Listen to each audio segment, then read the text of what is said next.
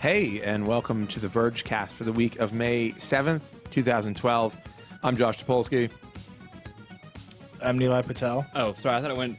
Ross Miller is joining us. I am the most special of guests, apparently. And this lumberjack-looking fellow on the screen behind us is Joe Flatley, author of Scamworld, available now in the Kindle store. By the way, Scamworld, some people were like, was this just an elaborate scam to get people to buy his Kindle book?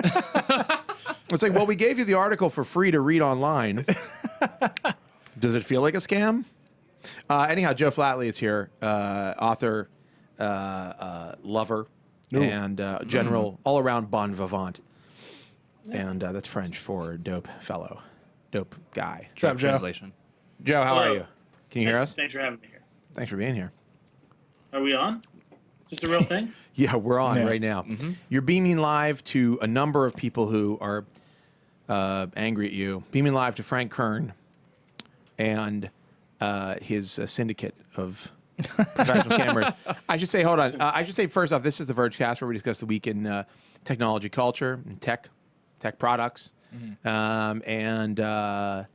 And this was has been a very interesting week. I'm still reading it right now. Long, weird, scary week.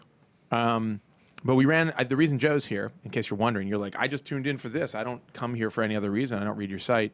Joe published a piece today called Scamworld. Get rich quick schemes mutate into an online monster.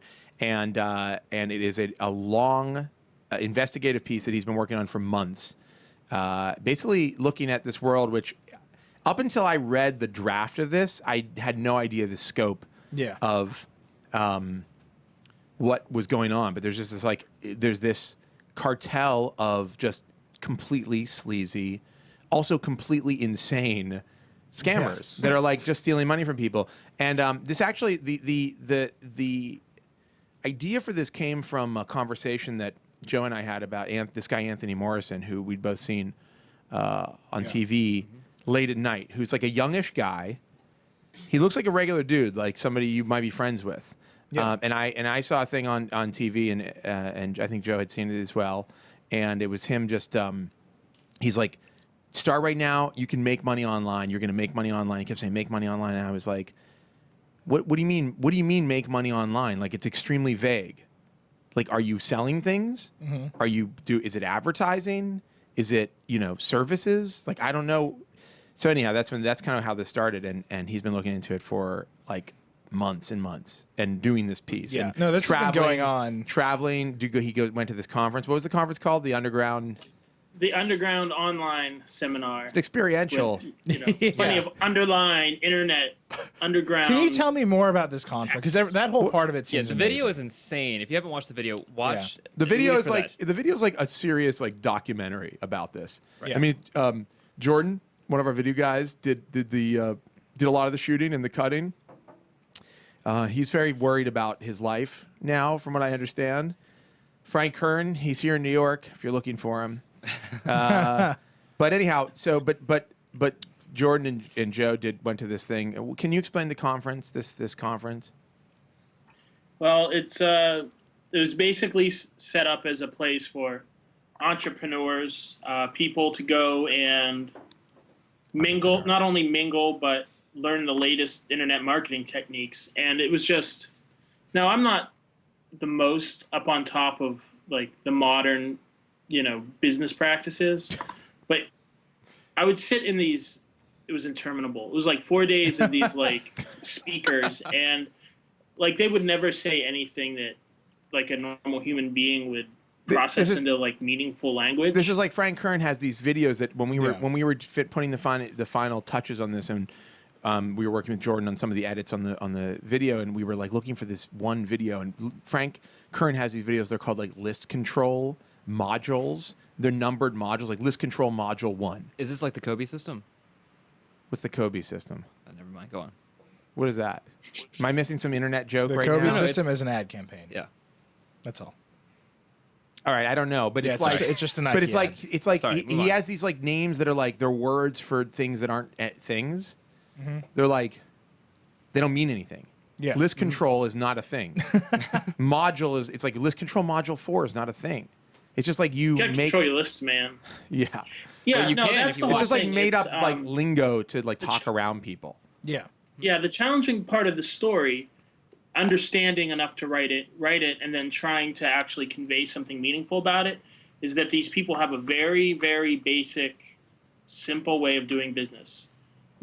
Essentially, it's everybody does a little different. Basically, it's make really dumb products really cheap, sell them to people that don't know any better, get their email address, and then sell it to like a high pressure boiler room sales floor. Right. I mean, that's it. So this is the way But it in works. order to like keep this whole like industry going, they have to like create all this fake terminology, and like they drag in concepts from business and pop psychology, and they just like spin a web of these like nonsense words, and it's genuinely confusing. Yeah. It's also That's probably how they sell so much stuff, because people think, well, it must mean something. They're saying it. and they focus and the reason it was I think I it's, built my career on that. and the reason I think it's increasingly interesting and was interesting to us is that they've taken what was this used to be the guy. So what this used to be is the guy who would come on TV and he'd say, I'm going to teach you how to flip homes. You're going to buy. Actually, these guys aren't even that specific. Those guys were selling a thing. Yeah.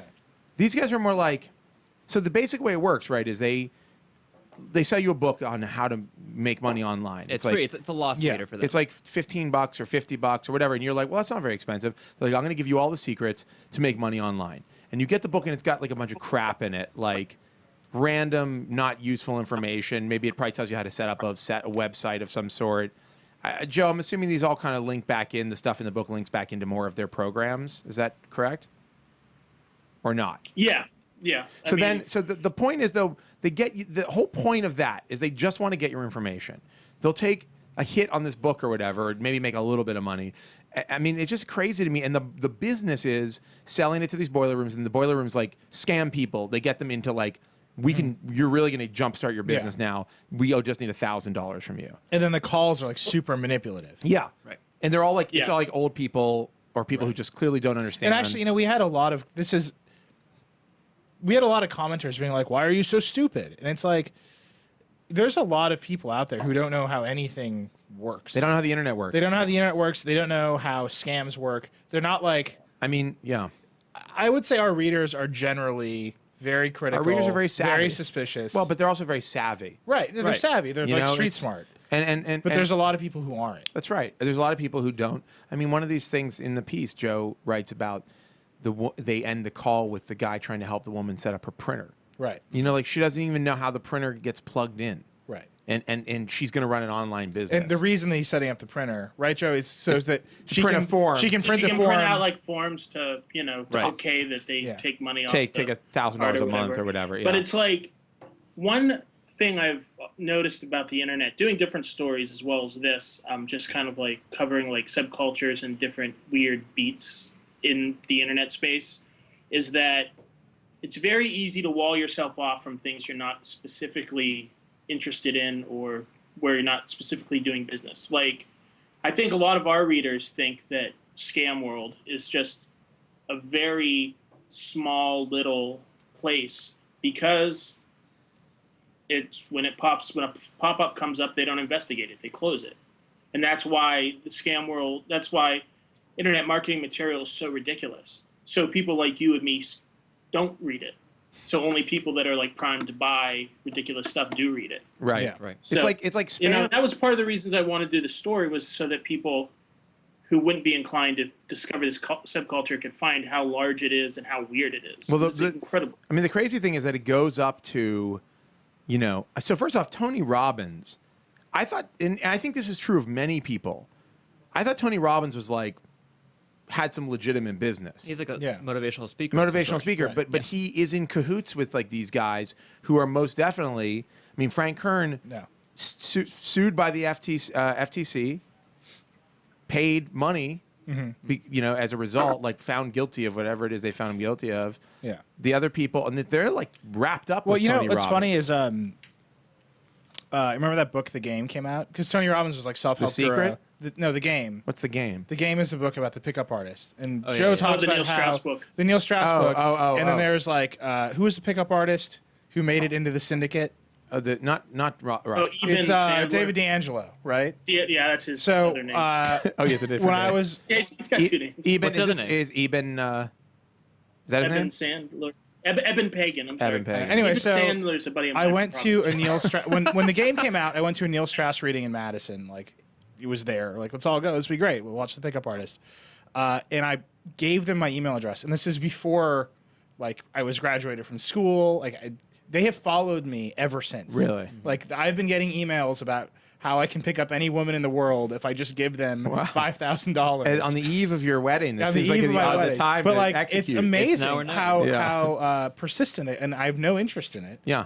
I have my own pickup artist set that I will sell you for $5,000. Well, that sounds reasonable. But to teach me how to sell the pickup artist to other people. But it's amazing how persistent and it's just there. Yeah. It's just an underculture of that. And this is It's a definitely very common thing now because when people are making money legitimately or doing whatever, it's very common for people to go, okay, now I've heard about this internet. How can I leverage what I have to make more money on the internet?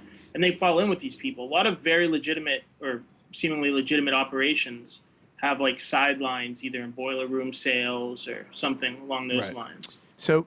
And I didn't go into that a lot because it's a dicey territory, but And I think I can tell you something. You also didn't go into any of the rap videos. There was some like late some late discovery of some like bad rap videos. I don't know if we ran this Do we have any of Nokia. those? Today we ran a Nokia. Yeah. Did that Oh go my up? God. Lumia I don't know if rap I or wanna Nokia get- the Lumia rap? rap we talked about a lot today. Right. But these videos these guys make are like incredible. I was actually saying to Joe last night, we were, by the way, working on this till like 2 a.m. with James, our new designer.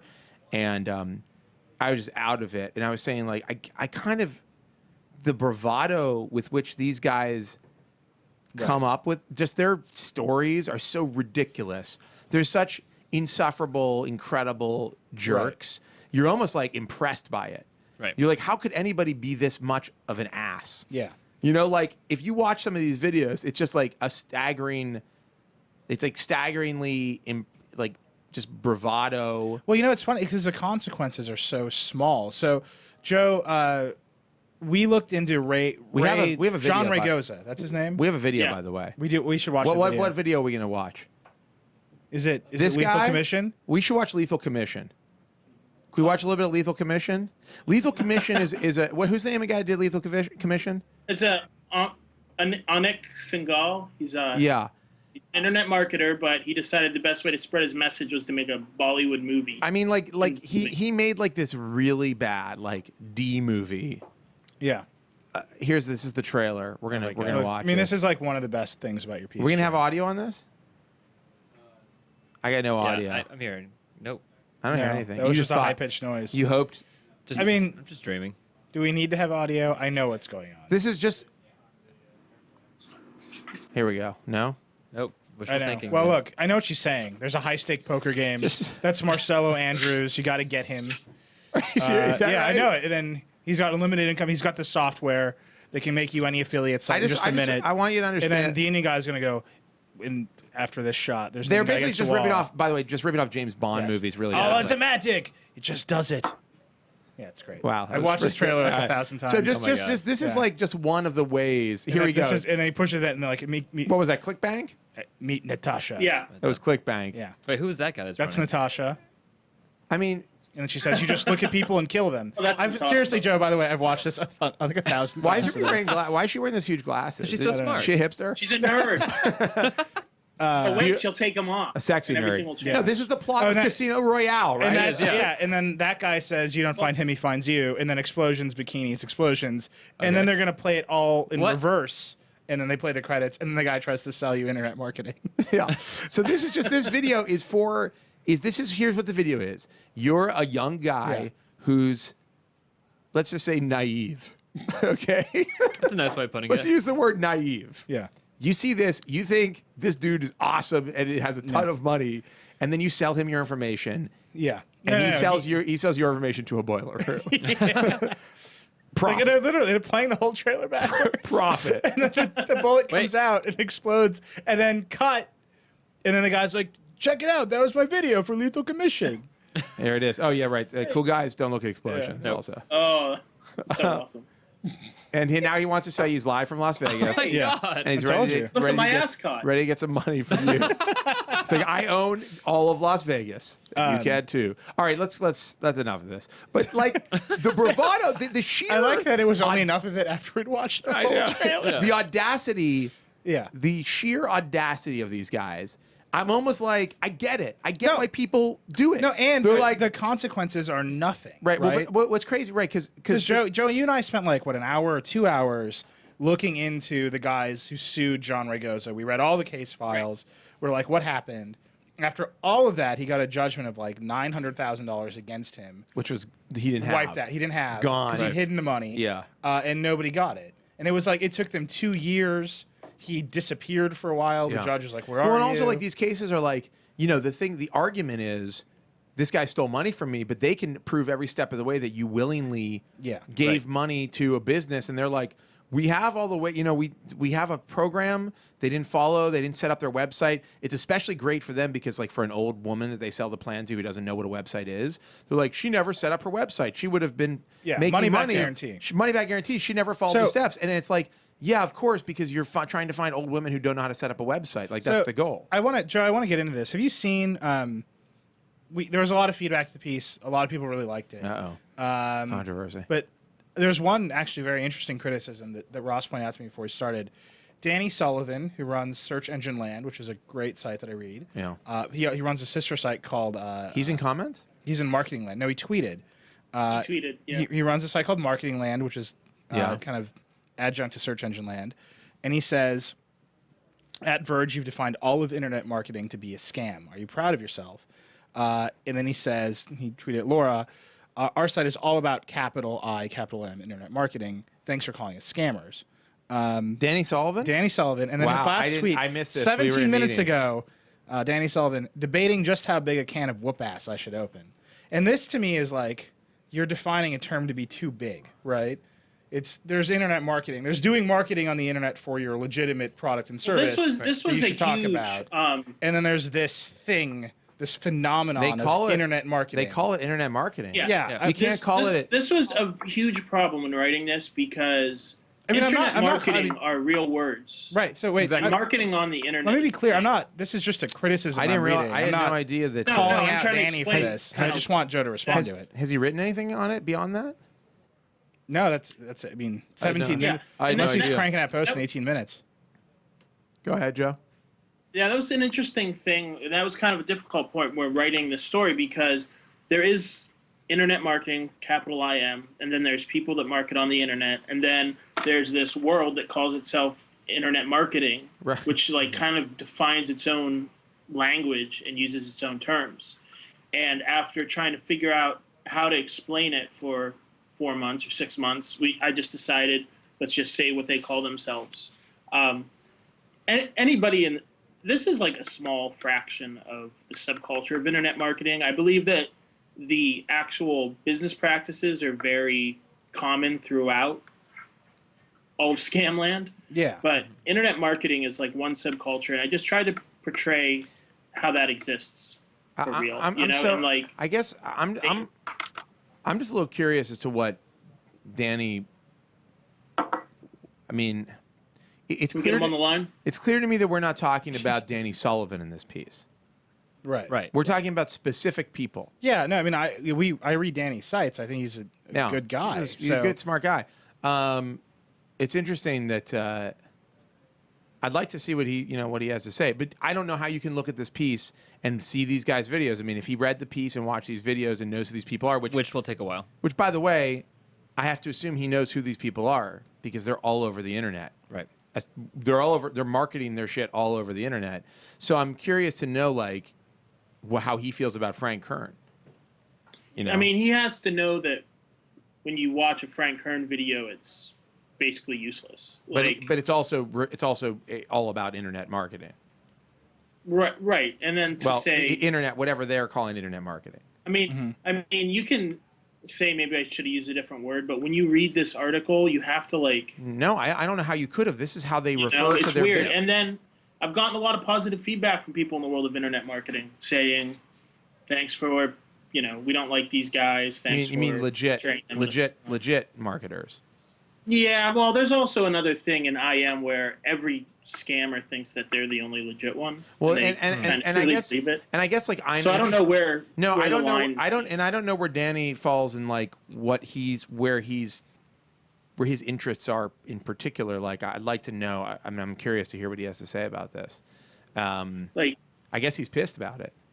But I Yeah, will say I this. mean- I will say this. The one thing that we discovered, and that you discovered, and that we haven't, I don't think, fully explored, but there does seem to be a fine line between where these guys are and where people, and I'm not going to like name names, but people that that we know in like the tech community, who are very good at marketing themselves, who are involved in some of this stuff as well, like where it borders on the edge of like self-help, self-promotion, and like So- just kind of. Apparently, there's a dude out there named Neil Patel Deal, though. who. Is this a joke or? I'm not. It's not a joke. Is he He's your a- alter he's a- ego? He's an SEO expert. How do you spell his? And ever his since name? we've been making the joke about me calling myself Neil when I get reservations at restaurants, Yeah. I've had people being like, "Are you this guy?" I'm like, "No." Are you Neil Patel? That is the worst insult that anybody has ever yeah. delivered to me. I just think Probably uses Nilay Patel when he gets. I think Yeah, I think there's some probably. interesting, and if you just do like a little bit of research, I'm not going to go like down the rabbit hole. Maybe there's another story on it at some point, but there are people in the world of tech that I think are dangerously on like a fine line of yeah. goes beyond like promotion to like something else. Right. And I think that's an interesting place to explore. And maybe we will at some point. I'm going to leave that vague statement out there. I tweeted at Danny to see if he'd call in. So Joe, Yeah. We'll see if Any he calls calls? you. Should we let's take some calls while we have Joe on the line. Why don't we take some calls? Maybe people have some questions for you. If you want to talk about or have been a victim of or know he wrote the piece. Oh, he Danny did. wrote the piece. What does he say? Hey- Hold on a second. Hey, The Verge. Can I just call you Verge? We've got a little problem. Apparently, you've grown past your gadget roots in your quest to be the new. Wow, this is really insulting. The new what? all things TechCrunch. In doing so, you've stumbled into labeling a wide swath of. By the way, hold on. legitimate I just want to marketers. say. That's like. I just want to say, week one of our launch, day one, I think we did a piece on survival condos. We've done wide-ranging pieces on all sorts of things. We've Yeah. done pieces on artists, on music. I mean, this is not a new thing for us. We've been raffle. I mean, yeah, but we've been doing. He's incorrect. I'm just gonna say, like, I'm not gonna nitpick the whole piece. He's incorrect that like somehow today we decided we were gonna write this piece. Has been in the works since before we launched. We actually had the idea for this before we launched. All right. Well, here's the core of whatever. it. I mean, he's. Go ahead. Whatever. Just go. You're pretty clearly talking about a scummy segment that pushes internet marketing, capital letters, as a make money scam. But you've done nothing in that giant, huge article to clarify that there's a broader, longer standing discipline of internet marketing that has nothing to do with that. Now, that's what I'm saying. This is what they call themselves. And then there's marketing. No, I mean you can't refer to what they do because their whole thing is like when they talk about themselves, they're like, "We're internet marketers. This is internet marketing. Do you want to be a Right. part of internet marketing?" It's not. Right. Go ahead. Let's hear. I want to hear what else Danny said. It is how they refer to themselves. You can't just change it. Well, his last line is, if Nokia comes along and declares that all Windows phones are now iPhones, you'll just start calling them iPhones. Well, what I That's- want to know is why Misses the point of the piece. I have seen completely. like so little from the SEO world and I guess and internet marketing world, like this so-called legit internet marketing world, to stand up against these guys. I've gotten so many emails from people saying, "This was great. I wish I could say something about this," or "This is great. I used to stand up to these guys, but it never worked." Yeah. It's like, why aren't they trying to clean up their industry? I think that's a great question. Why Yeah. aren't they striving to get these guys to stop identifying themselves as internet marketers? And to be clear, nowhere in this piece does Danny say like these scammers are good. Like he even says. I think it's clear that No, what's we happening- all agree I on think, it. I think Everyone's what on the Dan, same I page think, with that. and It's just- I don't want to put words in Danny's mouth, but I think what he was looking for was a paragraph somewhere that said, "Now there are legit internet marketing firms or people who are not involved in this scammy stuff. These guys refer to themselves as internet marketers, and in fact, there is a segment of real internet marketers that are on the up and up." right. And I get that, but we were covering specific people and specific stories. Right, and in I have this to piece. say, and that's great. But to Joey, Joey, how you doing, buddy? Joey. You're Joey. No, Joey. to Joe's point, the SEO world is equally scummy, Yes. right? And it's you've got to grow past that. I mean, I'm looking just at this SEO page right now, and it's a beginner's guide to mobile app marketing, free course, double your traffic in 30 days plus secret bonus value. I mean, of 300. SEO stuff is terrible. And this is the guy I'm talking about, Neil Patel, who is like legit. Like he consults for TechCrunch. Let's take some calls.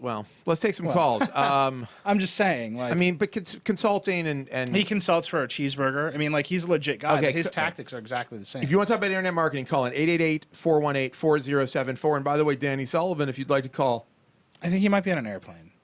call from the airplane. Okay. I think the rules have changed now. You're able to use your cell phone. 888-418-4074. If you have a question for Joe, if you want to talk about internet marketing, and if you have any experience, if you're Frank Kern or who are the other guys? I'm trying to think of other Andy Jenkins, Ragoza, Barry Belcher, Perry Belcher, Salty Droid, for that matter. Salty Droid, if you're out there, who, by the way, is the guy that when this story really got interesting is that Joe found this guy, Salty Droid, who's basically been waging this like one-man war on these guys through his blog and Twitter. And when he started talking to him, like the stuff that he knew and the depths of this was like, whoa. It was There's this a lot bigger than Anthony Morrison's late night commercials. Right. Danny really just tweeted me and said, I'm literally about to board a plane. It's too bad. So hopefully you can get him Well, on. we'd like to, Danny. We'd love to talk to you about it, and of course, we'd love to hear what you have to say on this. And I think I get his point. I just think that they've muddied the waters. Yeah. Not us. I'm going to take a call here. Caller, you're on the air. What is your name? What do you have to say? And what can you sell me? And what? How much does the book cost? Hello? Hello? Hello. Hello, my name is Chang. Oh, God, it's you again. Chang. Weren't you on last week? No.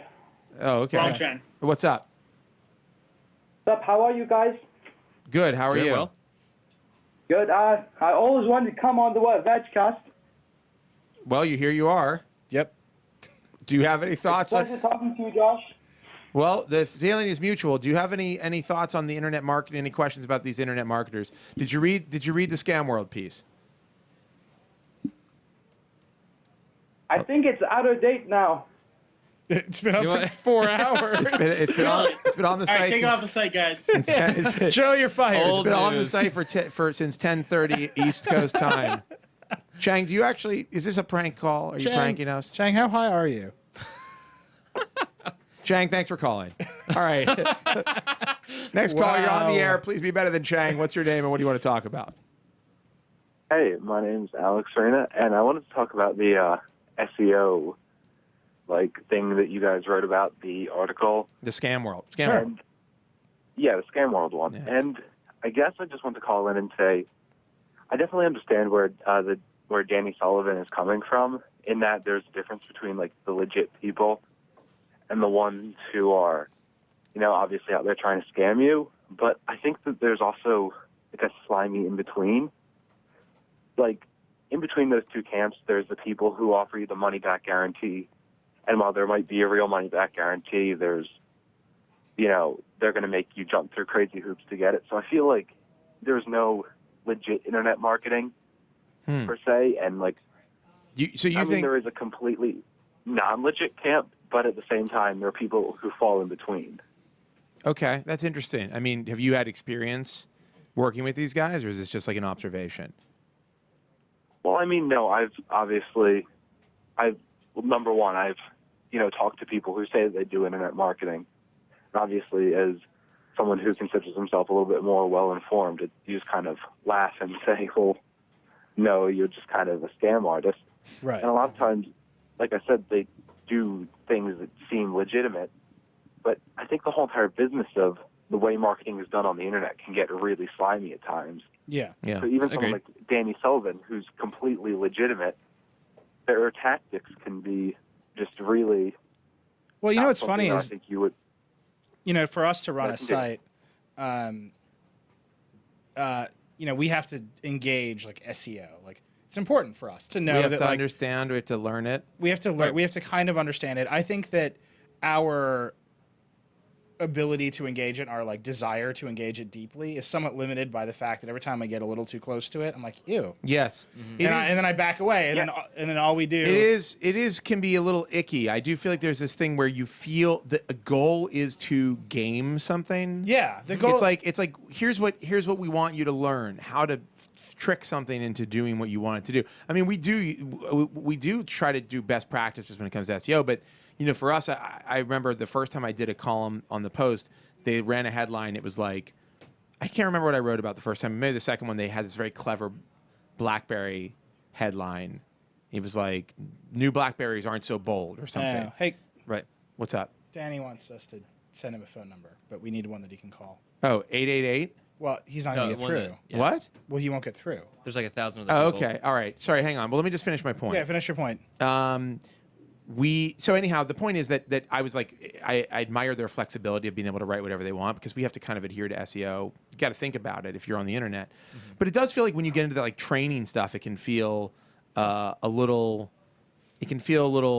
slimy. I agree with you. I'm not saying Danny is. I think there are elements there, though. I mean, he's really covering it. I don't know what Danny's relationship. I don't know. You know, everything that Danny does. His relationship with it is to cover it, which is a very different thing. So, anyhow, thanks for your call. Our lines are filling up here, but I appreciate the thoughts. Okay, we have so Really? line 4 is open Really? for Dan if you want to call in. We have Paul Miller. Paul Miller is on line 2. Paul Wow. Miller had a dual root canal today. I'm not Seriously? kidding. 2. 2. Yeah. Paul, you're on the line. Yep. Did you have a root canal today? I do. How you feeling, buddy? How do you feel? I feel a lot of pain. I just want to say hi to you guys. Hey. Are you on any painkillers? No, but I think I might seek them out. Do you want some painkillers? But Are asking for they them? gave you like a prescription, right? You have to go find them on the street. Yeah, well, no, I'm going to try to find them on the street just for the So I don't know if you know this, but maybe you do, because I know you saw Thomas. But we published the scammers, internet marketing scammers piece. And this has been going on for so long that Paul was there at like the inception. Paul was there at the of these. beginning of the Scamworld piece, before Scamworld was even the name. before there were even scammers on the internet. We published it, and Danny Sullivan is mad at us for lumping in all internet marketing with these bad guys, bad internet marketers. Oh, awesome. Yeah. So Congratulations, Joe, on publishing. Joe's here. Joe's on. Yeah, thanks, Paul. It's good to talk to you. I miss you. Yeah, he Yeah. doesn't, Terribly. he doesn't see you on the internet Print anymore. out a copy and mail it to me. I'm really excited to read it. Oh, Mail it to you. I we like should. that. Well, Do it. we can print out a copy I'll here. hand deliver it. We can print out a copy here in New York for you if you want. It'd be a little bit easier but you know. So are we? Sorry. Yeah, so we got Danny on the So phone. Danny Sullivan is mad at us about the piece, and he's now on the line. One of the lines. Is he on the line? On 4. line 4. All right, Paul. Can I have them both on? No, I'll take off. I just wanted to say hi to you guys and say I'm alive. So Well, that's very good. Later. To get some, take care of yourself. Get some Bye, painkillers if you Paul. need Feel them. better. And we'll talk to you next week. I mean, we'll see you in the office, but Later. you'll be on next week. All right, bye. Cool. All right, so Danny Sullivan's on 4. Danny, it's Josh. Hi. Hi. Hey. How are you? Yo. Hey, it's Um, Eli, and we have And Ross. Ross, what's We up? got And Ross. Joe, who wrote the article. We just discovered. I was in meetings all day, and we heard that you were upset about the piece that we wrote, and wanted to get your thoughts on it. What are you thinking?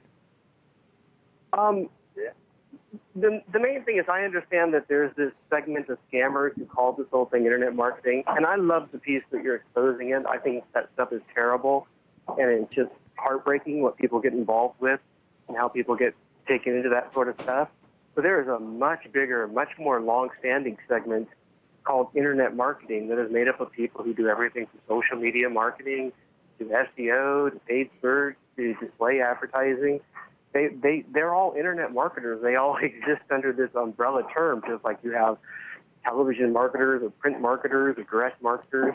Right. And so I saw that, and my entire heart sunk. I mean, I have an entire site called Marketing Land that's about internet marketing. Right, but like who's an And internet marketer that? I mean, give me an example of somebody in that industry. I mean, I don't know. on the up and up, who's an internet marketer? Somebody you describe as an internet marketer who is like, completely on the up and up. I'm trying to understand who you're specifically talking about. You've got people who do social media for you, right? Social media marketing? No. No. We have a guy who Do you have tweets somebody- sometime. We have like All right. our editors like man the Twitter but account and that's- stuff. Okay, but that's marketing. You're running social media accounts as social media marketing, and that's part of internet marketing. I mean, we're trying to get our. I mean, I wouldn't call that marketing exactly. I mean, I see social media as an avenue to reach readers, right? Like when I think of it, I'm like, if people are on Twitter and see that we have written a story, they'll come and read the story, and I want that because I want people to read the stuff. I mean, we're marketing our content, I guess, but we're not like, we don't pay someone to get the word out. You might not do that right now, but as you grow, there's an excellent chance you're going to be doing that sort of thing. We didn't do it at Engadget. I don't think we didn't. Yeah, we didn't do it at Engadget. I mean, we had a sales team that sold ads, but Well, but that's advertising where you're selling it on your site. I mean, marketing is, I'm trying to help people discover our content. And sometimes marketing is done through paid, which is, often referred to as paid marketing or so on. Sometimes it's done through, in the marketing world, would be called earned marketing. It sounds weird, but it's the idea that you have somehow earned the idea that people would just freely mention you. So, for example, a PR firm that helps get an article in a newspaper by doing a really good pitch, and you guys know this, right, because you get pitched, those PR firms are doing marketing. right. Now, they can't guarantee that anything can happen. They can't force you to do anything, but you know the difference between a good PR person who helps you get the information you need versus, some scumbag who comes along thinking, hey, can I just buy an ad and it'll go up on the site? It doesn't work that way. Right. No, and sorry, go ahead. So you have this discipline of marketing, and where it's probably sounding strange to you is because you guys aren't coming at it as thinking about it as marketing, but the people who perform these types of things, they are marketers. People over at Zag, right? They make the skins that go on your phone, that sort of thing. Yeah.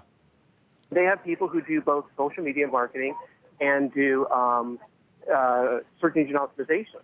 Right. That is their job. They're hired to do that sort of stuff. Right. And they think about themselves as marketers.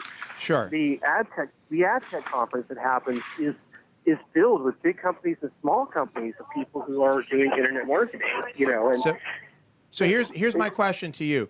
So these guys refer to themselves as internet marketers, and Yes. I don't see, what they call what they do. They call it internet marketing, and in video after video, these guys are like, become an internet marketer. This is how we do internet marketing. This is the world of internet marketing. Over and over again, they use the phrase. So I guess I think what you might have, and I said this before, I feel like what we could have done, and maybe we'll add an addendum to this somewhere. And I'm not putting words in Joe's mouth because it's his piece. Joe Flatley, who wrote it, is on the line as well. But I think you were looking for a paragraph somewhere that said, now look, there are on the up and up internet people who call themselves internet marketers who do real internet marketing that are SEO people or marketers that have real products and get paid real money by real clients to do specific things that are totally on the up and up. And that would be it exactly. and these guys call themselves internet marketers, but what they're really doing is it's a pyramid scheme, essentially. Yeah, I mean they're not. They're just trying to get rich fast or get rich off of people, and it's I guess the best equivalent I could say is it's as if somebody is doing email spam, right? But they're going around saying that they're an email marketer. You've got people who are actually doing actual email marketing, maintaining email lists for their companies and sending out offers to people that they're interacting with and so on. That would think, oh my God, I'm not a spammer. That's a completely different person. Just Right. Well, but Joe, spammer. but there is a fine line. Joe made a good point here, and I think that you'll have to agree that there are people who probably see themselves as legit. I mean, a lot of these guys seem to see themselves as legit and think that they're selling a service and don't actually seem to recognize that they are spamming. They are spammers, right? Absolutely. So all I can say is there's a much bigger group of people who are actually, I think, doing legitimate internet marketing that has nothing to do with this scam that has taken that name and wants to use it as well. So here's my question for you, and I think this is something that I'd really like to know, and I would like to, what is the legit internet marketing community doing, if anything, or what can they do about these guys co-opting this the term and the idea of it? And the success, right? Because legit internet marketing can be I mean, successful. I think you do a search for internet marketing, you're not going to find, you're not, the first guys you see aren't going to be the up and up guys. The guys you're going to see are going to be Frank Kern and these like Managed to have better SEO. yeah, Anthony Morrison and get rich quick schemes. So what is the internet marketing community, the legit marketing community doing, or what do you think should they do to combat this? You know, to be honest, this is the first time I actually encountered them calling themselves by this kind of a name. I mean, it really surprised me because the last time I was looking at, say, search term research and stuff on internet marketing was probably about 6 months ago, and I don't remember running into any of this stuff at all. So, you know, I don't know if it's just suddenly shifted to this more recently, or you know, if it's been out there and it's just suddenly grown. But you know, this is my first guy going, what? They're calling themselves internet marketing? Where did that come from? Yeah, I mean that's. And I'm seeing other people tweeting at me going, "Well, I've never heard of this as well." So, you know, I suppose in part, internet marketers out there may not have been doing anything because these paths have just not really crossed. Right. Okay. Joe, do you have a sense of how long they've been actually? I mean, because obviously these businesses come from. Sorry, are you on a plane right He's on now, a plane. Danny? Yeah. We're gonna get him Yeah, like sorry. totally Baldwined. It's very you're gonna get kicked off the plane because of us. I'm all right at the moment. Joe, Technology. Joe, do you know how long they've been using internet marketing specifically, or kind of trending towards this? Well, I mean, obviously, I only ever discovered. We turned this Danny 4 or down. 6 months ago. Sorry, no, it's And, okay. No, you're good, Dan. We'll do it on our end. Go ahead, Joe. 4 or 6 months ago, but a lot of this material, because they keep reusing the same material. You see YouTube videos from 2, 3, 4 years ago. It's internet marketing, Right. and also The stuff internet isn't- marketing is like an umbrella term. The stuff is not new. Plenty of other. Hey, Danny, this is Ross. Can I ask you a question? You've read the piece. Is there any person or group that we called out that you thought was unfair? Like, in particular, people, not the term itself, but like people or organizations we called out. No, I just was. What threw me off was coming in hearing that internet marketing was, you know, snake oil, because I just had not seen that term being used for these kinds of scams, and I've only seen that term used for legitimate stuff that I know. What term have you So- heard for these guys? Yeah, what would you call these guys? I mean, because what's interesting is that they've definitely been around and doing this for years, calling themselves Get rich internet. quick, make money, work at home. I mean, you know. I would have to go back. I mean, you know, Joe, it sounds like he knows, you know, the history of how that sort of developed much better than I. These kinds of scams don't seem to be new. Maybe the names have changed. Right. And to the degree that the article raises awareness that there are people who may be actually confusing that internet marketing with, you know, this broader discipline of internet marketing, that's great. I applaud that. It's just that there's no acknowledgement that there's this other kind of internet marketing. Yeah, I think. I mean, when I first got onto the internet in like 1995, I was part of the iNet marketing mailing list. You know, that was how we all talked to each other, and we were all people who were trying to help everybody else understand how we were going to be getting onto the internet, Right. and how we were going to be, you know, marketing websites, and how we were going to. Part of marketing was building websites for people, Right. Because you couldn't, you know. That's how far back I know of internet marketing going as a name as applied to the internet. Right. That's interesting. I mean, I think that, you know, I get what you're saying, and I think that there's probably some room for. I mean, it feels like the problem is that these guys call themselves internet marketers. I think that the idea that it's a blanket, that all internet marketers are like these guys, is obviously a problem. That wasn't the point. I don't think that was the point of Joe's piece at all, right? We were kind of focusing on particular people and stories. I can see how. Yeah. We used like 4 or 6 people to kind of as extreme cartoonish illustrations, but like not every single person in the story, not every scammer, not every con artist operates in the exact same way. Not every person that uses their tactics is strictly using their tactics. A lot of them are legit. A lot of legit companies buy into that. like part of the problem is we had to define terms because everybody describes themselves differently and really tries to obfuscate what they're doing.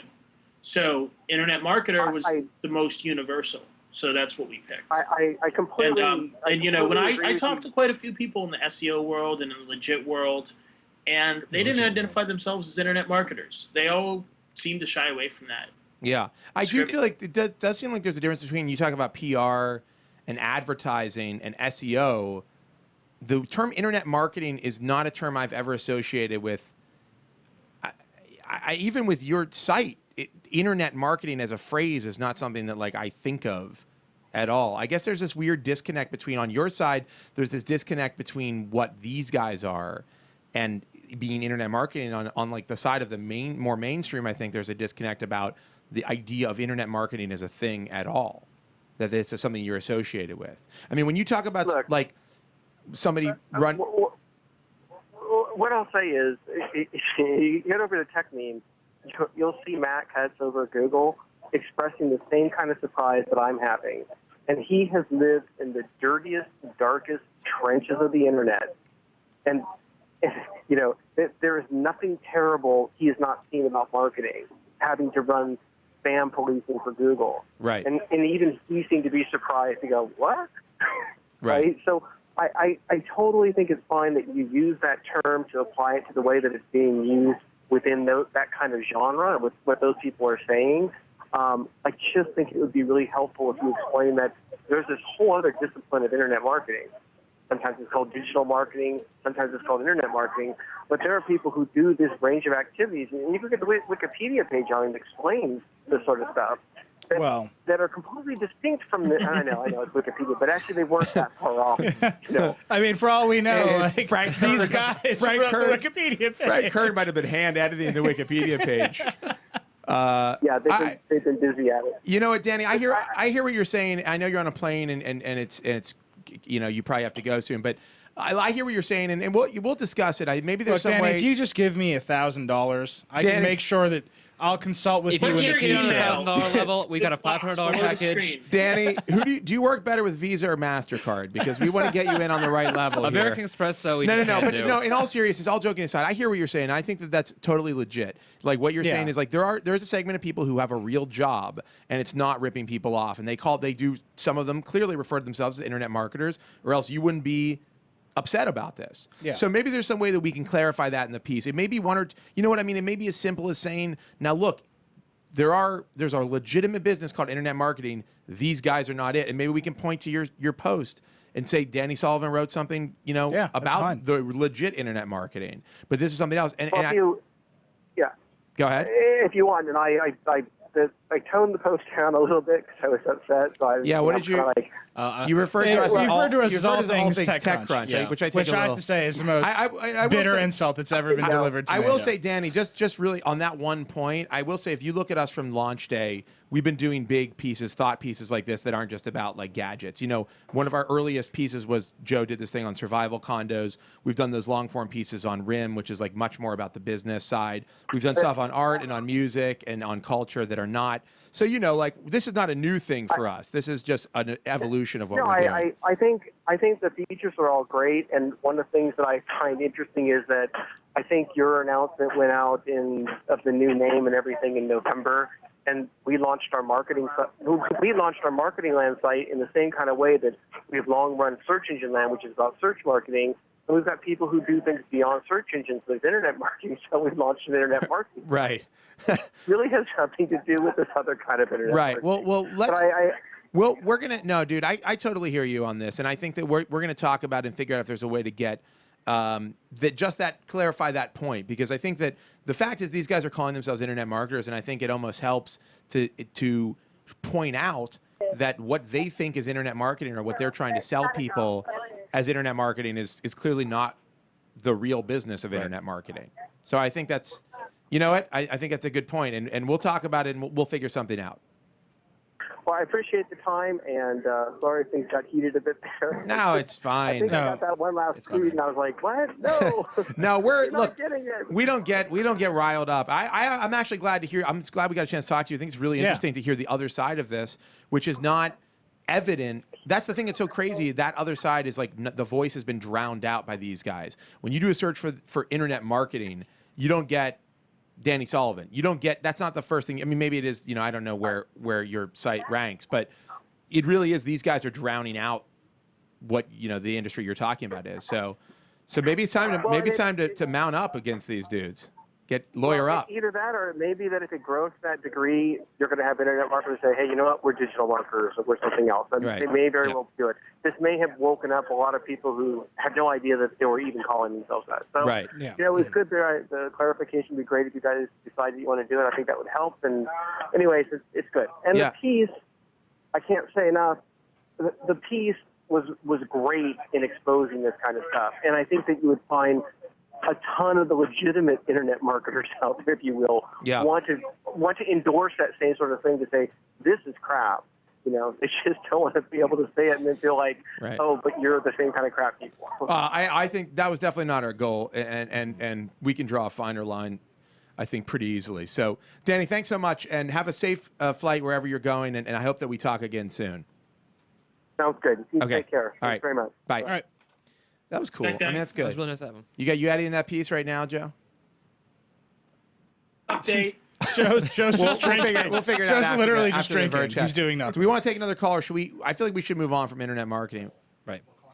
Oh, we're gonna talk to the Pebble guys. yeah. Really? Wow. All right, Joe. awesome. Excited. We're gonna move on. The news cycle constantly churning. A lot of churn in the I've news been out cycle. in the news cycle for about 4 months. So Yeah, you've I been get back. deep in the scam world. Actually, Joe, is your next piece? I'm not going to say what it is, but is it what I think it is?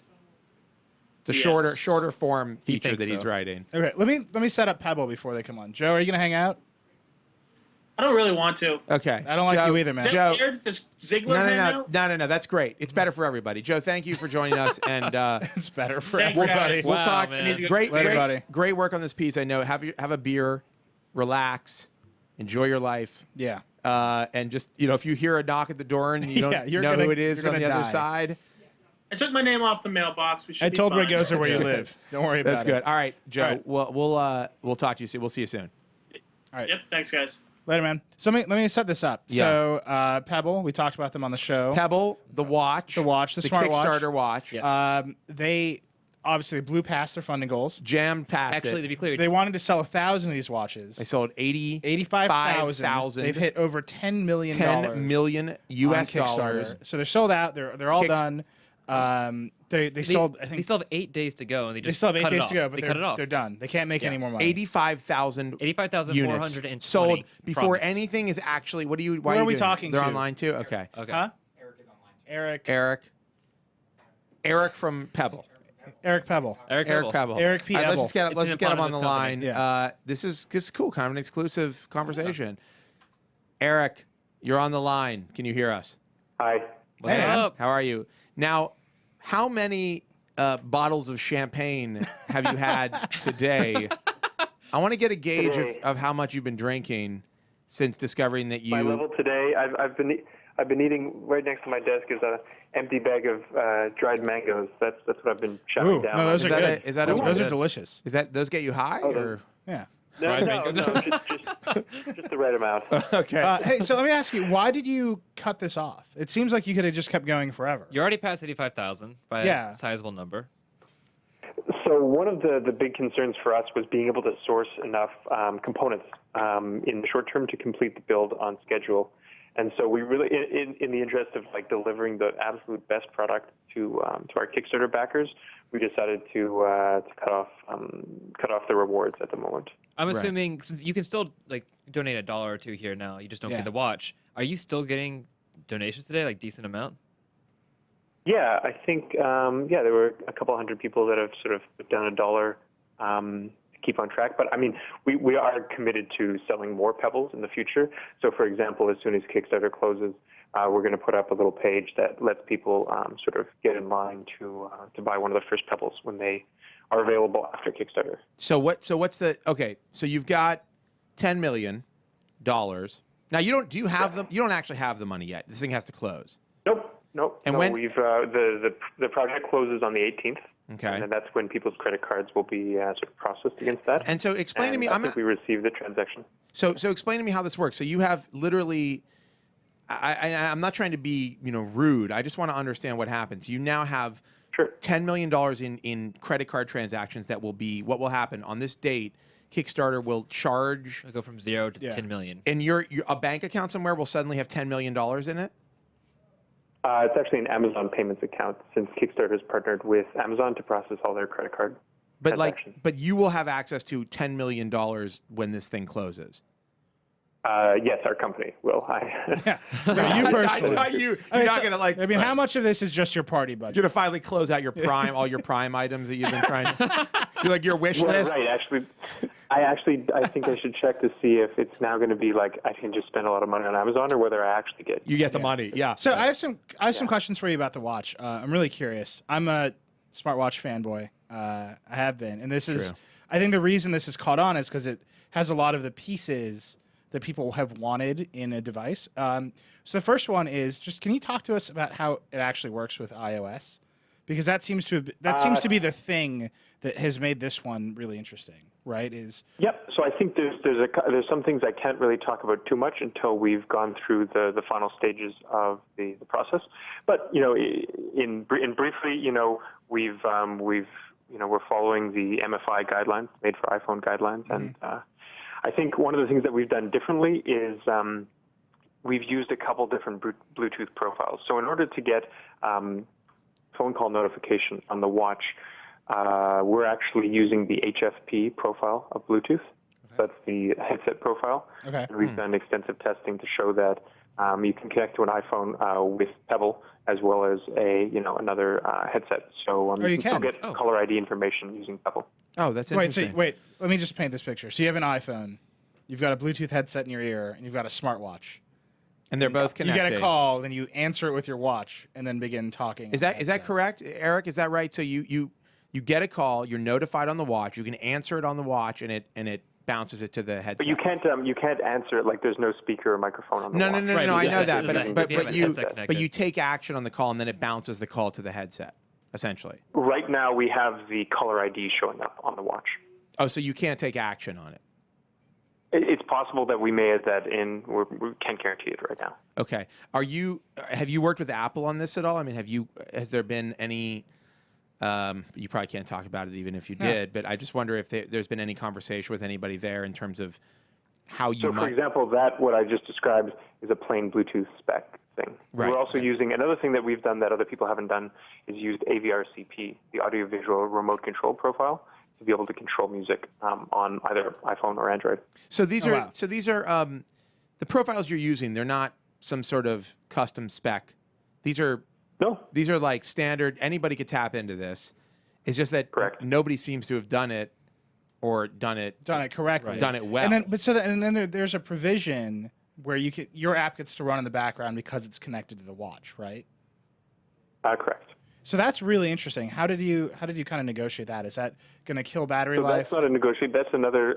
That's something that came around with iOS 5. Okay. So up until iOS 5, with iOS 4, there were some provisions for doing backgrounding if you ran streaming music like Spotify, or if you did location-aware apps like Foursquare or something like that. Yep. But there was no exception or background exemption for hardware up until iOS 5. But they run these as discrete processes, right? I mean, they're kind of, you're not actually backgrounding the entire app. You're backgrounding this. No, it's not actually backgrounding the app. There's some crazy stuff that's going on in the OS, but right. Yeah. Okay. And so this is you'll be tapping into that to keep a constant connection. Yeah. Yeah. And is there a battery life concern? What kind of what does that put on the phone side? No, not in particular. I mean, we haven't released precise numbers, but we haven't seen that.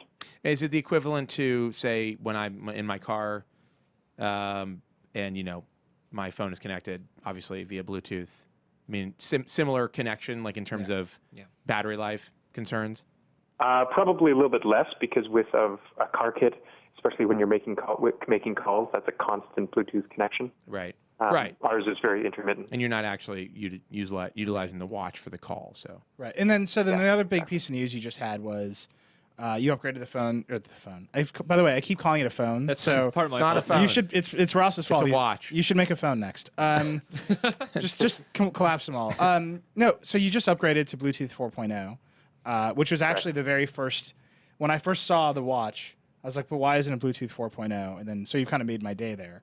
What are you expecting to Yeah, kind well, I think it was a matter of like, so when we started off the Kickstarter project, we were estimating that we were going to be able to manufacture, 1,000 watches if we raised $100,000. And so we obviously had a plan and a path for larger amounts of manufacturing, and that's what we're pursuing right now. But at the end of the day, we were just, really hardcore focused on making watches. So we wanted to bite off what we could chew. And that's why we targeted 2.1 plus EDR to start with. Right, because that was available. So I have a question. Was the response bigger than you expected? I mean, it seems like it was way bigger than you expected. I'd like to know, was it, and why? Yeah, how are you kind of dealing with this? What do you think the cause of it was? Like, what is it that you did, or what is it about your product that you think is? I mean, what have you heard from people? They were like, I've got to buy into this. Like, can you communicate that? Can you tell me that? Yeah, I mean, we're still in the process of figuring it out because that's going to be a pretty valuable insight to figure out. From what I've heard, I mean, just talking about, parents and my relatives, like this is the first product that I've created that really sort of lit up my aunt's eyes or something like that.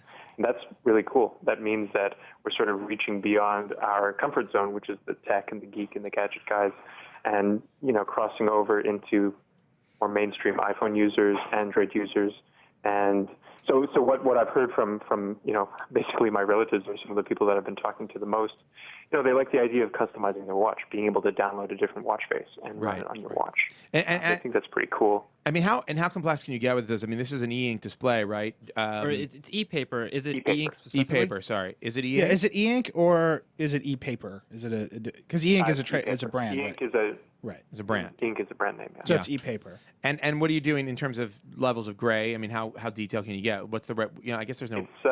It's just black and white at the moment. Oh, it is. Okay. And so third party faces, is that a thing that you might do? Yeah, definitely. Yeah. So you might get like Bell and Ross or somebody to do a custom.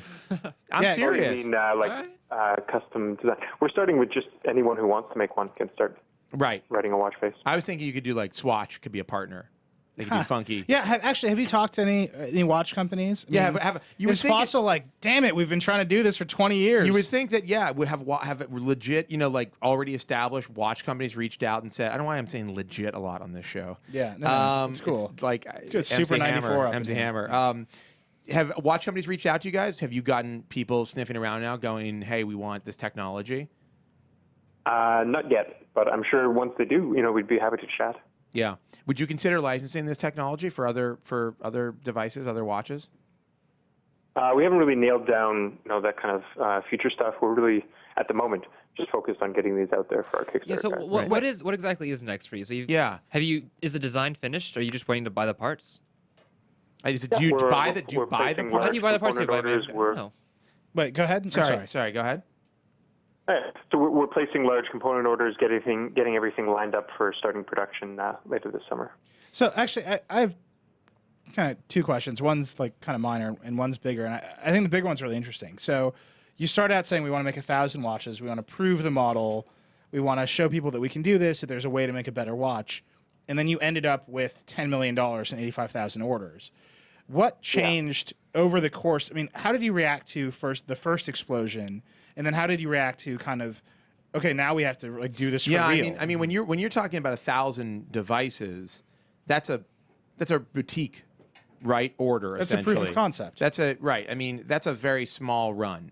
When you get up to what you're at now, you must have had to scale up. I mean, the infrastructure to produce 85,000 versus 1,000 has got to be somewhat different. So we actually, when we started working on Pebble is our second watch. We worked on Impulse, the BlackBerry smartwatch, for a while. We had designed right after iOS 5 hit last summer. We started designing Pebble, working with this new display that we had sourced. We'd lined up a manufacturer. We had lined up a whole team for making sort of a large scale product, but we just didn't have the capital to be able to support that. We had attempted to raise venture capital from the VCs, and just we weren't able to get any sort of traction in the venture capital market. So we had this great plan and we had this great product. We just had no cash to be able to pull it off. So we scaled back our dreams. We said, okay, maybe we had this great sort of watch that we wanted to design. What's a subset of that? What could we launch on, a finite amount of money? And that's what we came up with our, with Pebble, really. So you scaled back. There's a different. This started as a different watch, is what you're saying. It didn't. No. Sorry. The watch is the same watch, but we scaled our manufacturing plans back. Oh, okay. So it's you weren't like, we want to do this crazy watch, but we can do half the features. So do you feel kind of vindicated that all these VCs turned you down, and now you've like gone to the people? To be honest, I'm just really happy that I get to make Pebble. Right. I would have hated. I mean, I wouldn't have given up. We would have figured out how to get it, out there somehow. But it probably would have ended up with just me making more watches in our garage. So our first generation. So the 18th is when you close, right? When the Kickstarter project closes. What is the very first thing that happens after that? I'm just curious to know, like, literally. What's the process? Literally, you have the money, right? You've obviously got the plans for the watch. I assume you've got your suppliers in place. So what is the very first thing you do? You have the money. Like, how do you start what's the first domino? The thing actually happened about 4 weeks ago. So the day after we opened Kickstarter and the first Engadget article hit, it sort of exploded, and we made Engadget, huh? We flipped the switch. Real rag. The switch that day. Engadget, you say? Oh, it's fine. Interesting. So I'm sure you've heard of them. I've heard of them.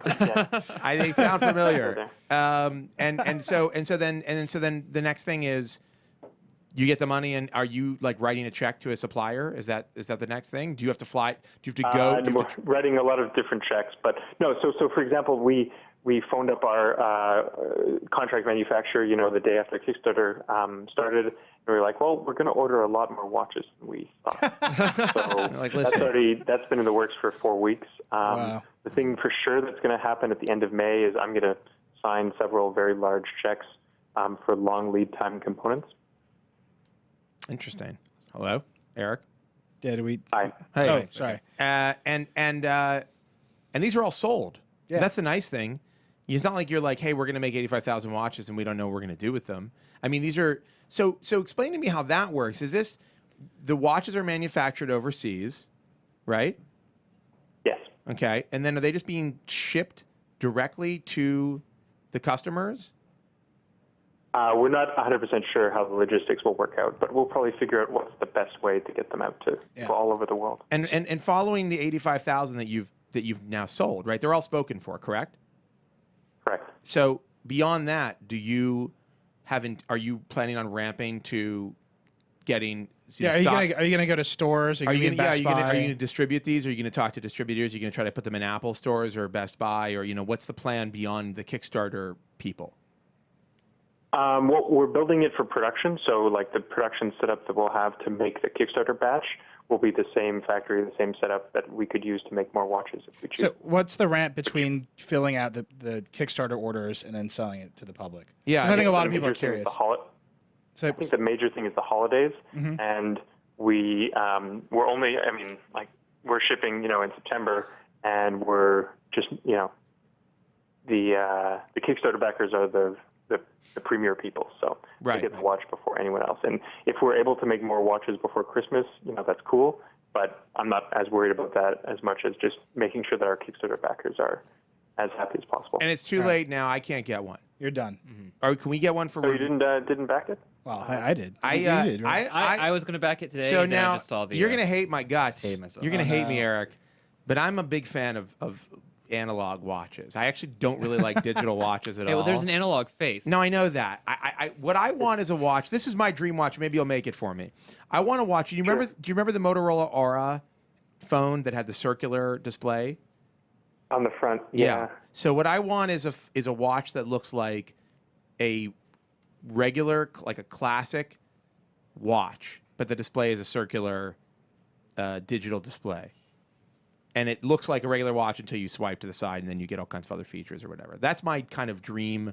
That's the watch that I think I'm going to be really fall in love with. Though, perhaps when I see the Pebble watch in person, and You're gonna you freak got out, and one, you're gonna be right? really unhappy. Eli, you got one? Yeah. Right. Eli, what color are you gonna So- get? Black. You got black? Jet black. Did you get one?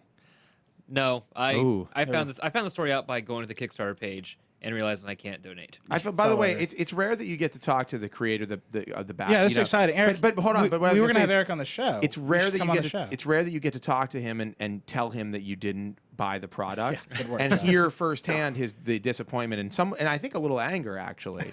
Yeah. So Eric, I It's have more two. like an opportunity. You know, if you didn't get it, there's probably a few other people out there that didn't get it as well. That's That right. means, Well, no, you know, I mean, maybe there'll be some people for the next batch. oh, I think there'll be people for the Probably. next. Yeah, I think there'll be so. people for the next. So I have batch. two questions. One from the listeners, which I think is hilarious. So I'll ask that second.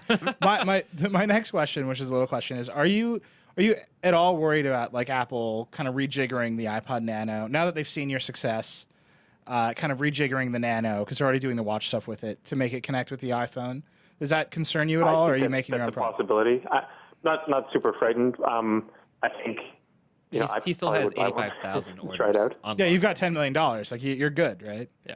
I might be able to afford one with that. Okay, and the second question, and this is from the listeners: Are you kind of mad that Samsung just released a product called the S Pebble? Because they did. Oh, that's I thought true. that was yeah. just one of the colors, like one of No, the. it's a little MP3 player It's called a the S it's a Pebble. square. It's a tiny little MP3 player that is It syncs to the phone. It's an accessory for the phone. No, I did It not cannot see tell that. time. Was It that, like, syncs- yesterday. Yeah, no, last week. it was when they announced the Galaxy S3. And it syncs to the I phone. thought that was just a color. No, Nope. They it's said an that one of the S3 colors was Pebble. No, it's an accessory for it, and it's like a little square that you use to play. It It's controls. an MP3 player. Yeah. It controls the music on the phone. It's No, just it's an MP3 player that don't- syncs to the phone. I don't understand the Yeah, point nobody of it. understands it. Nobody understands it, but it is in your space now. You better watch out. I will Google this right now. You may have heard of the small company Samsung. They're challenging you on the name Pebble. Well, their name is Oh, that Pebble. looks pretty it's cool. yeah, it's Pebble. Yeah. No, don't say it looks cool. Yeah. You don't want to give anybody any. You don't want to give them any credit. Screw them. Samsung's lawyers listen No. to the Vergecast. No, they every do. day. They're listening All the right time. now. I bet they do. But Eric, listen. I'm sure you have champagne to drink over there and watches to manufacture. So we're gonna let you Watches to go. make. Watches to make. But we would love to have you come on the show. We do this, on the Verge, and we almost had you guys come on the last one, and it didn't work out. You don't have to tell me now, but hopefully we can make that happen because we'd love to talk to you and maybe see a prototype. Yeah, and it would be cool to show you the UI as it progresses over the summer, and That would Yeah. be great. That'd be awesome. to go through the developer kit and everything. That'd be great. Hey, if you want to come on, we have a show next week, May 17th. Just start pimping it now. You're welcome. Just want to fly in. I want to check it out. Anyhow, but Eric, thank you so much. And we will definitely be talking to you soon. And we're really, I think we're all really excited about this. Yeah.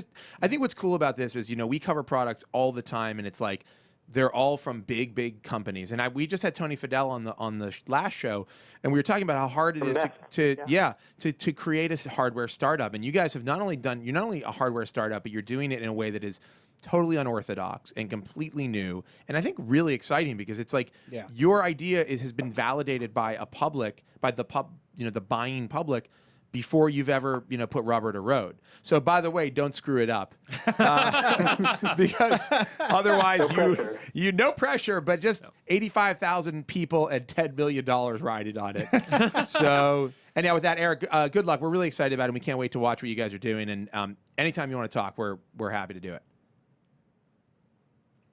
Cool. Looking forward to it. All right. Thanks. Thank you. Bye.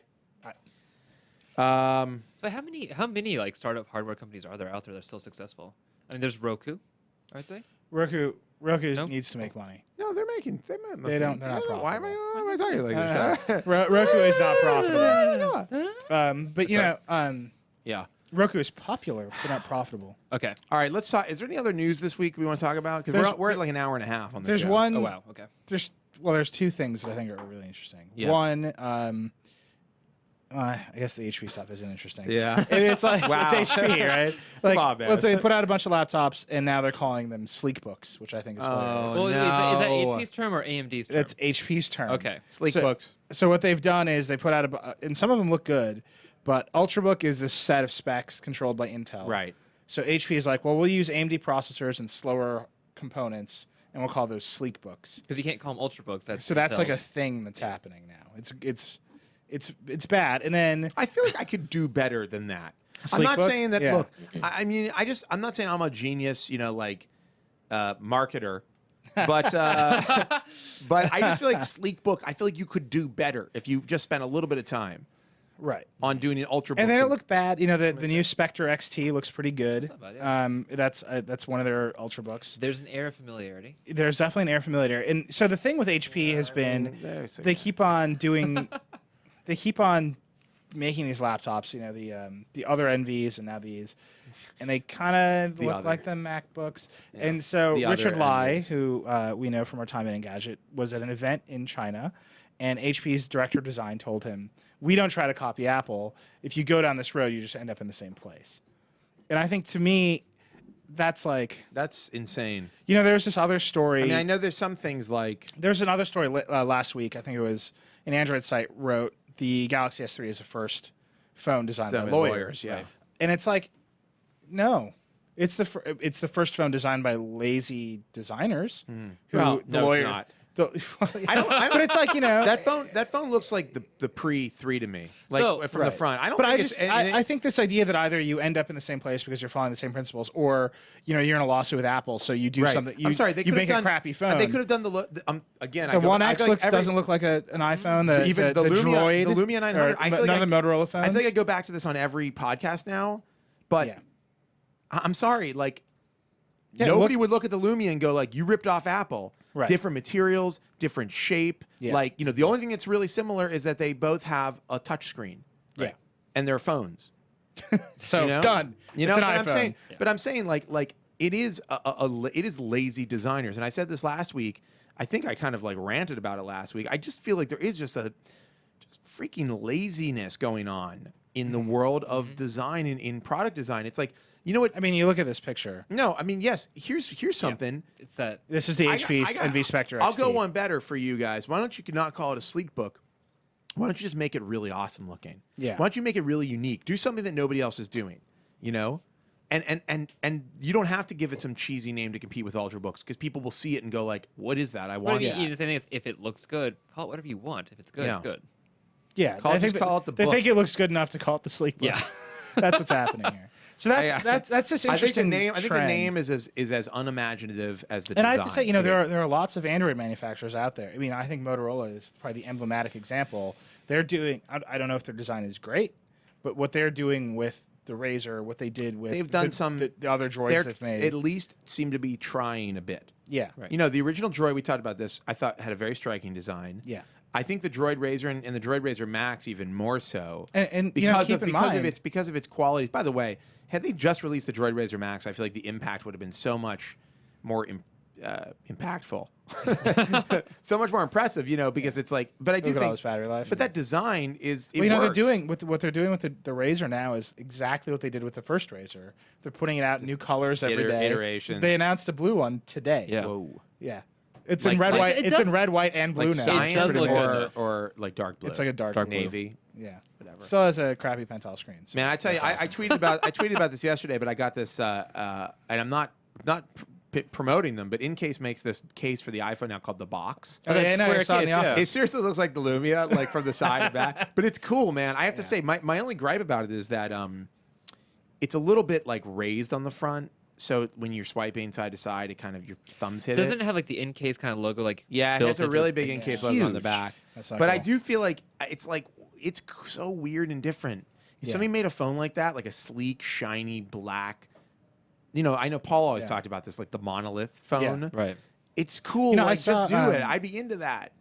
Make a phone with a leather back or a wood back or just anything. Just go nuts. Yeah. Try. Well, just try. Didn't the Bolds have leather backs or faux leather Bolds backs? had leather backs. Faux. I think Docomo in Japan. Docomo do anything. They don't count. They had wooden phones. We It's saw like- them. No, and there's that startup Joker. AdZero, which is doing the bamboo phone, which I am really into. No, yeah. By the way, this excuse that Samsung said today, they use Pentel displays because it helps the phone display last longer, is crap. What does that mean?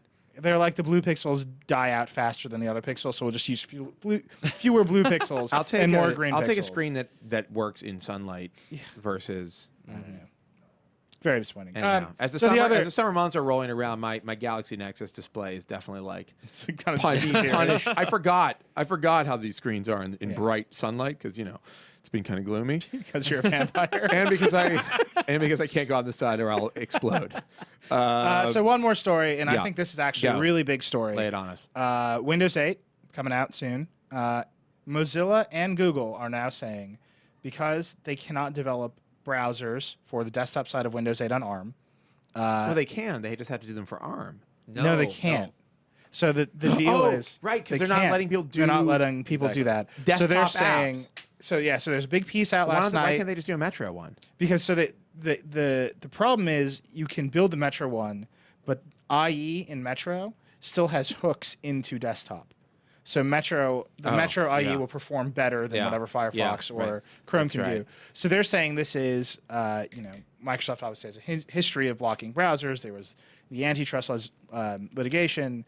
There was the settlement agreement with the government, which expired last year, but Microsoft promised No. will uphold it. Legally binding promise or just we promise? Yeah, it was kind of we'll just keep it up. They were like, everybody loves us. Don't sue us. Again. As Microsoft was like they're collecting their stuff from jail and putting their old leather jacket on. They're like, we'll never come back here. The warden's like, we don't want to see you back here. They're like, yeah, sure, warden.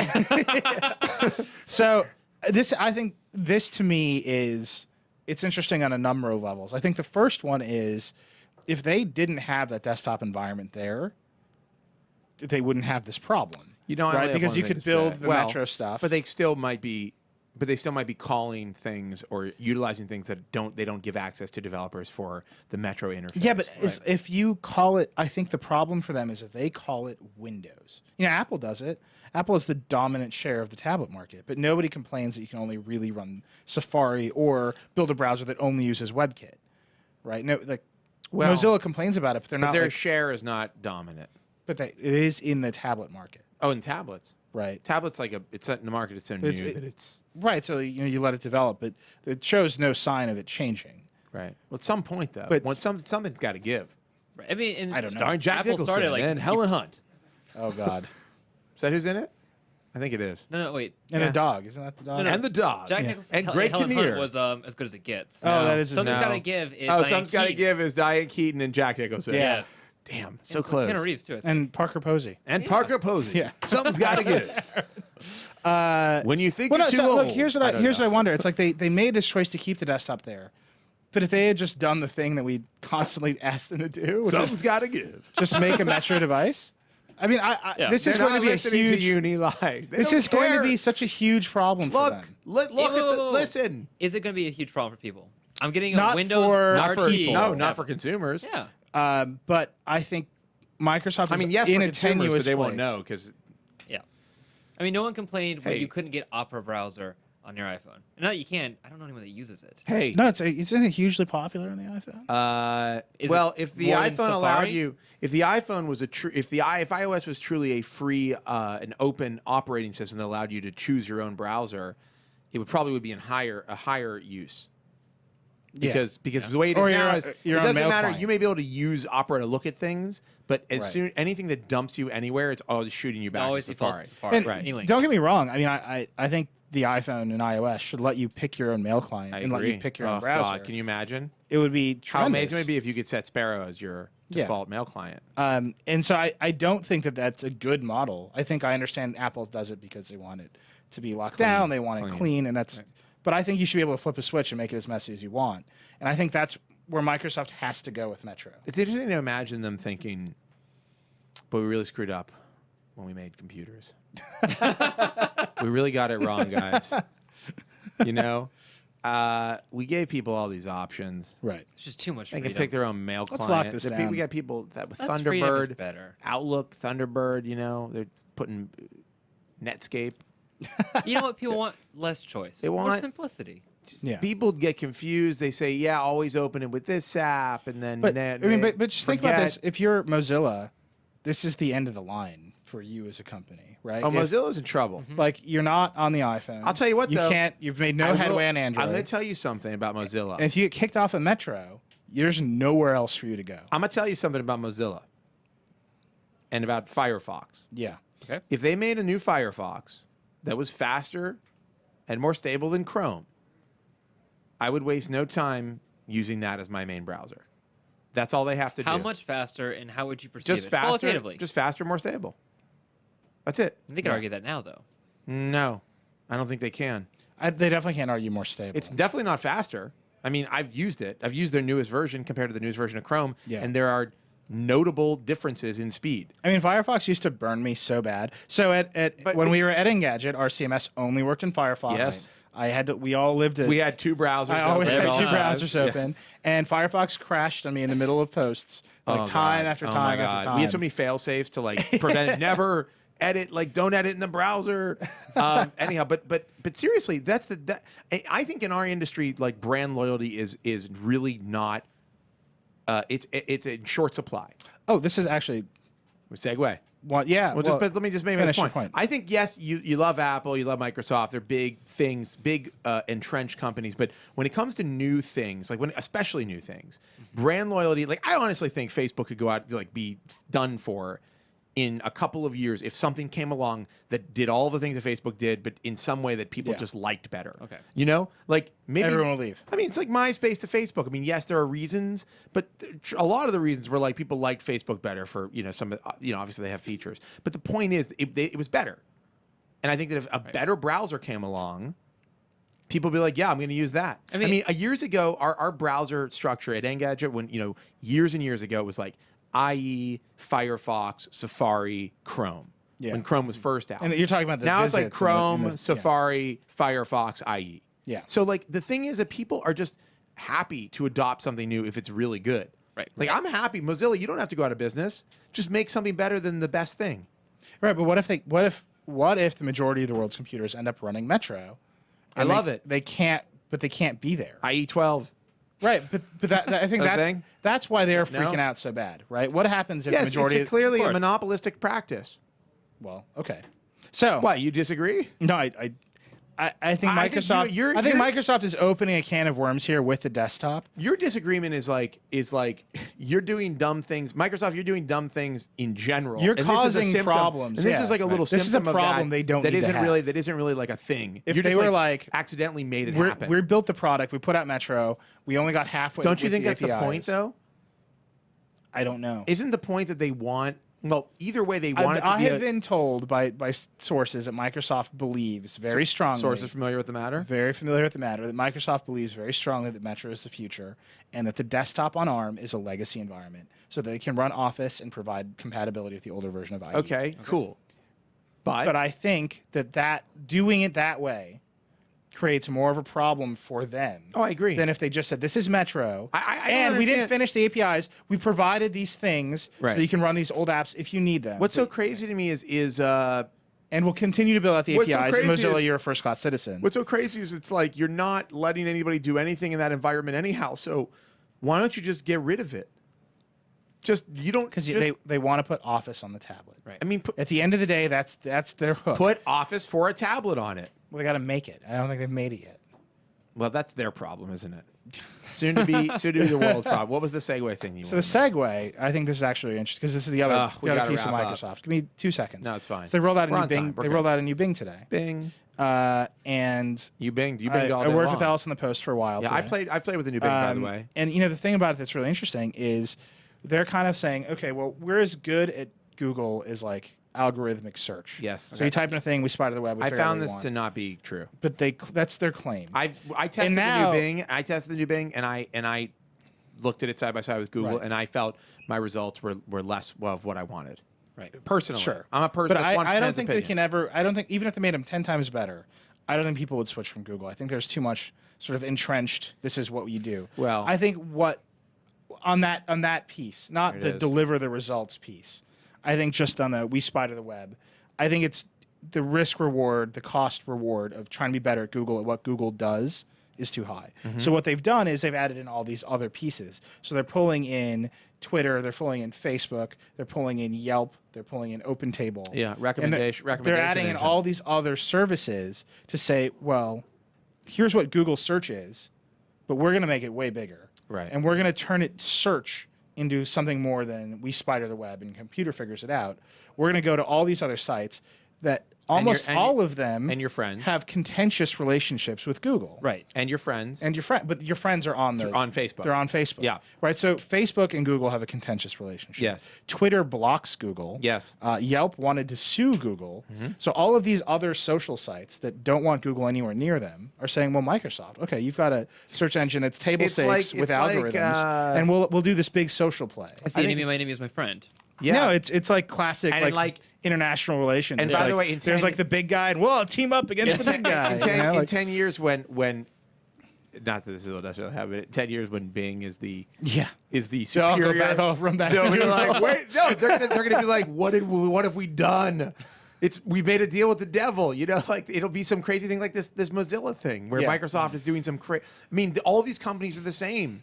When they get they all want. This is what they all want: Google, Microsoft, Apple, and like everybody else for some strange reason, HP and Samsung. They want you to buy into all of their things all together forever. Yeah. Like they just want you to use, like you're on Windows, just use Outlook and just use our web SkyDrive and just only be here, only use Zoom, only play an Xbox. And Apple's like only iOS, only use an iPad. It's like screw off. Like let me use the things why don't you do this and create a world where you are interoperable? Yeah. Like where you actually play Well, together. just think about if email didn't work this way. Because what's good for the consumer is not your best ecosystem.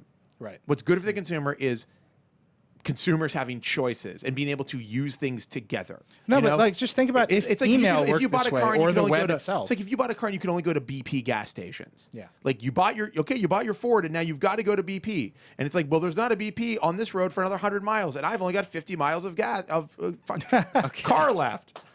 50 miles of car left. You know what I'm saying? The car is going to go away. Road. I've only got 50 miles. The Ford Cinderella. I've only it's just going to go away. It's it's been a long week. What I wanted to say was I've only got 50 miles.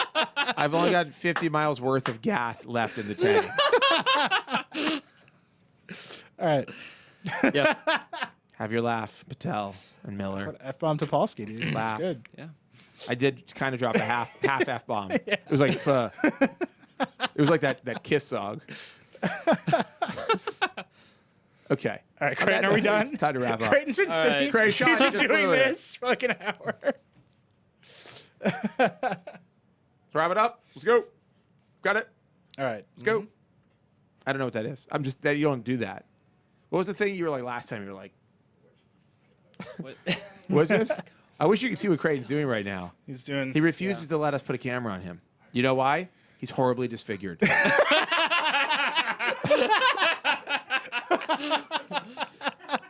You ever seen Two-Face? Worse. It's like Two-Face and the Elephant Man. Together. It's like last. it's like if the regular part of Two-Face were the Elephant Man. Creighton. I will say the third scar below your chin is looking better. It's not bad. Yeah. Seems to be healing. It's not pulsating. All right, that's the Vergecast for this week. if you'd like to get in touch with us, you can email us at vergecast@theverge.com. You can leave a comment on the post, of course. I know you're going to do it anyhow, complaining about our video player, which by the way is about to be swapped out for a much better video player coming soon. Or you can find us on Twitter. The Verge is at Verge. I'm Joshua Topolsky. Hold on a second. Let me finish. Nilay is reckless. Ross is oh no Roscoe, no E on the end. And Krayshawn is sensible madman. SensibleMadman.com. That's not a thing. I don't know what that is. And anyhow, next week from today. Oh God, I didn't even say anything about this. Next Thursday, May 17th, new on The Verge. We have Damon Lindelof, who we flew out to LA to talk to. I talked to him for a really long time. I'm really excited to see the video. So we're not going to run the whole interview because it's so long, but we're going to have exclusive stuff you'll only be able to see if you come to the show with Damon Lindelof talking about Lost, talking about Prometheus, a bunch of stuff about both, talking about Independence Day in 2012. We had a really good conversation. It was completely off the rails. Talking about bar mitzvahs. It was good. It was really good. And we have Masioka, who was Hero on Heroes and is now on Hawaii Five-0. Him and Paul went to the new museum and looked at art and talked. Just talked. They just talked. Museum of the Moving Image. I'm sorry. I thought it was a new museum. A little different, slightly different. Still a museum. You can't deny that. It has Anyhow, museum in the name. Yes. so and then we're in the process of another guest, and I don't want to say because we're not sure yet. But anyhow, it's going to be a jam-packed show. We have segments, news, giveaways. Whoa, what's happening with this? This thing is just moving around. It's really upsetting. It's alive. Yeah. Okay. That was weird. It's look, if you Super can't tell, it's stuff. been hit by Creighton's deformed tail. It's just Yeah. shaking What's it. happening here? Anyhow. Wow. Long and short of it is Really that's ending our on a show. high note here. By the way, That's our show. the number of people saying GIF in the comments is Wow. it's really impressive. It's the least I can do Yeah. for you. All right. Well, I wish you and yours all the best. Wow, man, I sound a lot better without this pop filter on. It's time for me to go. Yeah. Enjoy your weekend. Rock and roll. Paul. Paul. Paul.